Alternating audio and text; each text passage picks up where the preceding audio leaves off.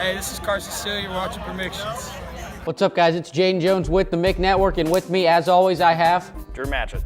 First off, let's take a look at last Friday night's games. Well, we're looking at LC 20, LN 14, a little bit of an upset. Both of us predicted that wrong. Next up, BD Pike. BD able to come away with the win. Both of us get that game correct. Warren Central came away 58-27. I don't think that was very surprising. We both got that. Both got that one right as well. And the game of the week, Center Grove able to come away with the upset over Carmel to get the Copper Kettle for the 4th straight year. Drew, you picked that one. I did. So I was 3 for 4 this last week. Me being 2 for 4, so Drew will take the lead in our weekly competition. Yeah, we're starting that up now. So Jadon, let's go into this week's games.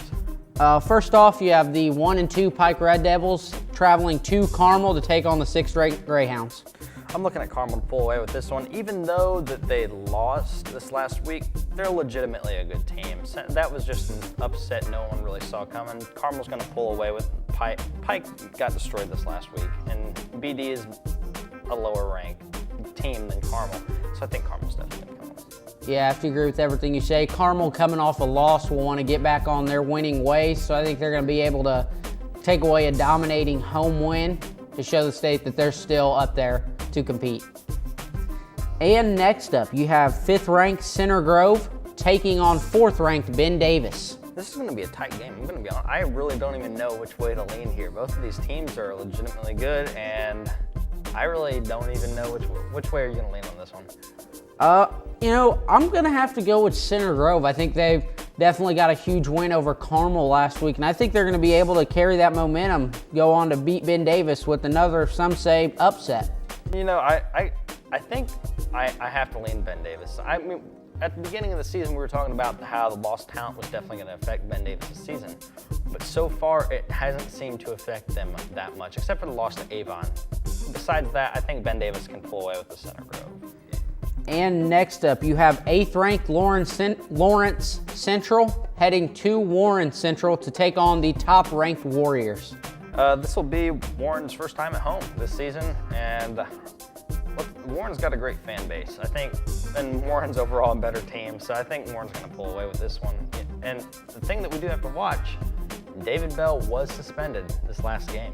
Yeah, according to IHSAA rules, David Bell will not be able to play this week after being ejected last Friday night. I think that'll impact Warren, but their first game at home, they're going to want to show the fans what to expect. Already starting off the year with 3 huge road wins. I think they're going to move to 4-0 in their first home game of the year. And next up, in the Mick Network game of the week, 7th-ranked North Central traveling to Lawrence North to take on the 9th-ranked Wildcats.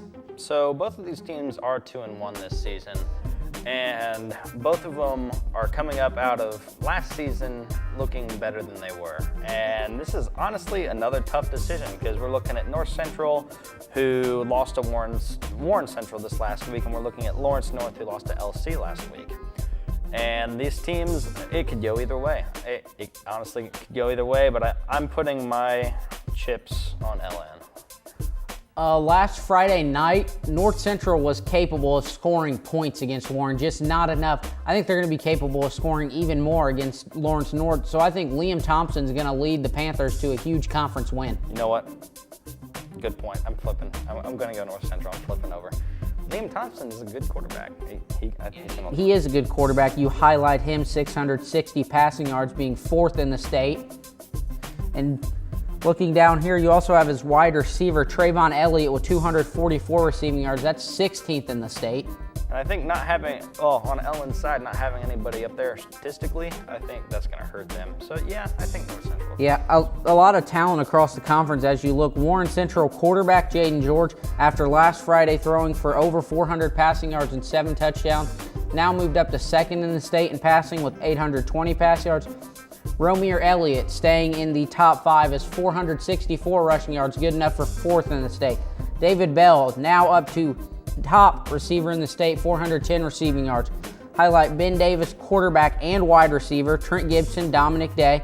Gibson, 529 passing yards, 13th in the state. Dominic Day, a top 5 receiver with 286 receiving yards. That's 5th in the state.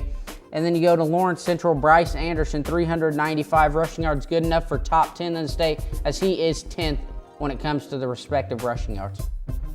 Well, this week's definitely going to be a packed week, and it's all mixed matchups this week. Do we have anything next week that'll be kind of out of place?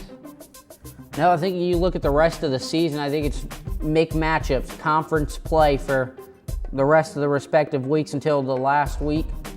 And that'll be exciting.